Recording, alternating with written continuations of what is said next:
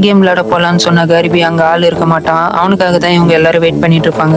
Lady ரொம்ப நேரம் ஆயிடுச்சு நம்ம போலான்னு சொல்லுவா. அரிசு கர்பி இன்னும் கொஞ்ச நேரத்துல வந்துருவான், வெயிட் பண்ணி பாக்கலான்னுவான். நாங்க இன்னைக்கு கேம் விளையாடலனா நாங்க 2 பேருமே இறந்து போயிடுவோம்னு சொல்லுவா. அரிசுவால இதுக்கு எந்த ஒரு பதிலுமே சொல்ல முடியாது. இப்போ லேடி நம்ம போலாம் சோட்டா, இவங்களுக்கு ஒண்ணு இன்னைக்கு வீச முடியாது, ஆனா நமக்கு அப்படி இல்லைன்னு சோட்டாவை கூப்பிட்டு கிளம்ப பாப்பா.